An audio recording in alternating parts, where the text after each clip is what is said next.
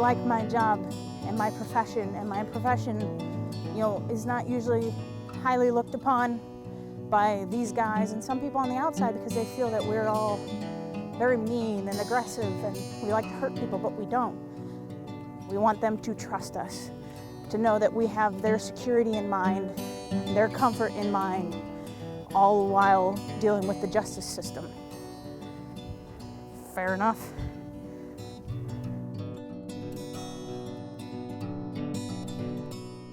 It's not beating people up. It's not, I'm gonna come in here and, you know, be all hard and tough and raw. It's not that. We're here to do a job, and our job is to keep you safe. Our job is to make sure that your loved ones who unfortunately do get incarcerated from time to time come home in the same manner that they went in. We don't want them to be harmed when they come out.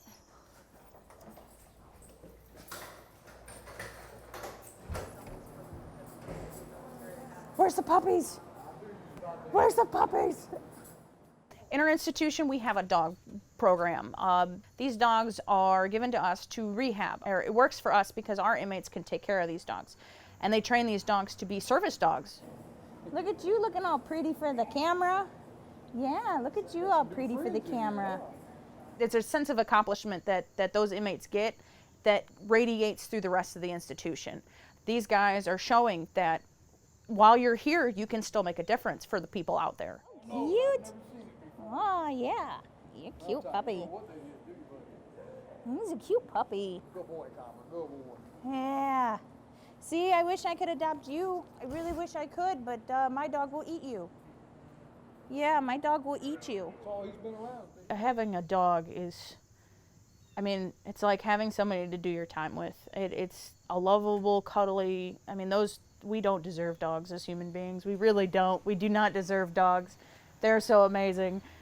And I'm a cat person, and I'm saying this. And, you know, it gives them that sense of I'm taking care of something. I'm responsible for something. So I need to step my game up to provide for this animal. When he sits down or lays down and relaxes, that's when you go up and you go, boy, you pet him, you give him that. Working at the prison, I do come across guys who have legitimate mental health issues. We had a gentleman that came in that unfortunately murdered the abuser of his daughter. His daughter was 6 years old, and he caught this gentleman in a sexual act with his daughter. He beat the guy to death. When he came to us, he got put on a suicide watch because he was broken. He felt that he lost everything in the world. As a corrections officer, I was the first person to talk to him. And everybody goes through those moments, and just because one guy makes a mistake doesn't make them less of a human being. It just, you know, we have to realize that working in this field.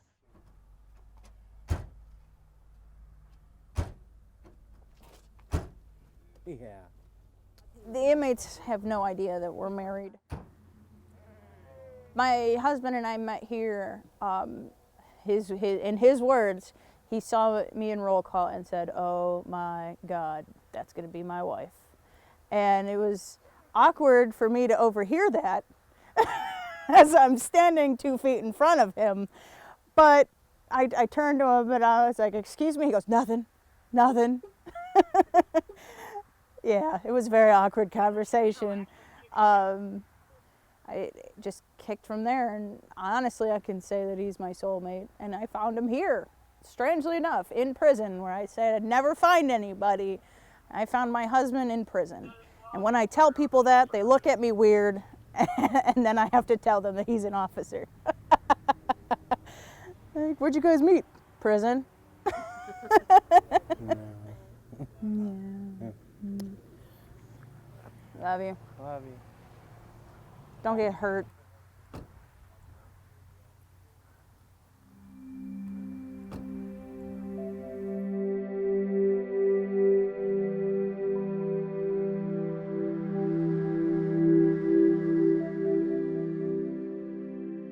You know, back in the day when I first started in the Department of Corrections, there was a lot of prisons being built in the 90s. There was a lot of sentencing changes in laws, a lot more incarceration. It's become, sadly to say, it's an industry in this nation, and we need to get back to helping people and getting people back out to where they need to be with their families, with their friends, and trying to change the thought process of society. This is no longer a 3 strikes and you're out. I mean, we need to be a society that helps one another. And I think it's our job in corrections to do that, and that's what we're attempting to do.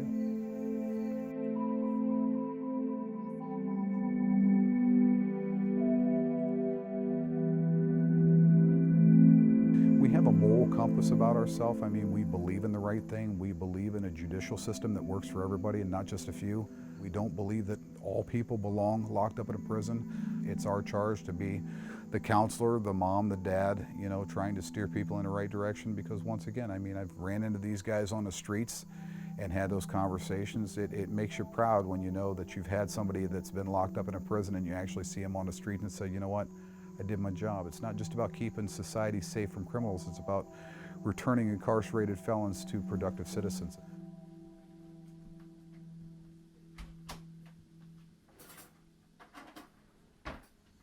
I like the sense of stability that I have with this job. I like the health care that we get. I like the paychecks that we get. I like the fact that I don't have to worry about losing my job every other day.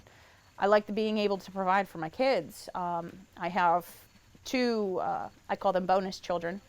They're my stepkids, but I like being able to take them out. I like going hiking with them and camping, and I like being able to put a roof over their heads. I worked at a steel mill for a short period of time as a security officer, and I always got told, "You're not union."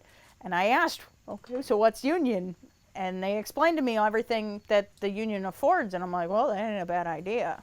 So then when I finally got this job several years later, they said, "Oh, hey, you're part of the union." I'm like, yes, I'm part of a union. I'm excited because I want to help my fellow officers. I want to help people that are going through trying times. I want to protect those people. I like being mother hen, you know.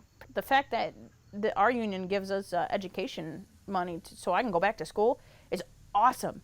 Like, spectacularly awesome. Unions for me is just, it's security in and of itself. I'm glad I'm part of a union now.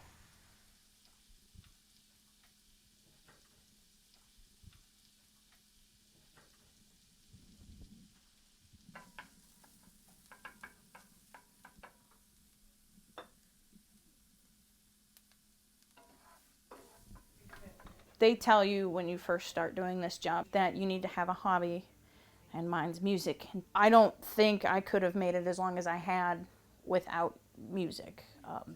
It's my calming point. It's so relaxing, and it just makes me feel happy. I've been sitting here staring at the clock on the wall.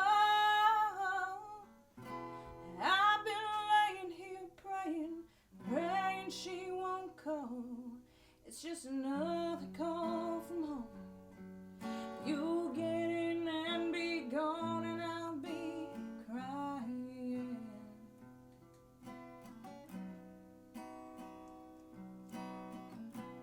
I'll be begging you, baby, begging not to leave. And I'll be left here waiting with my heart on my sleeve. Oh, for the next time we'll be. Seems like a million years, and I think I'm dying. Baby, why don't you stay?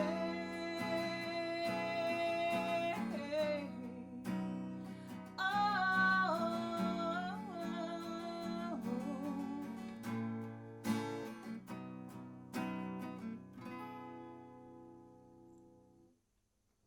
there you go. I got nervous, so I messed up.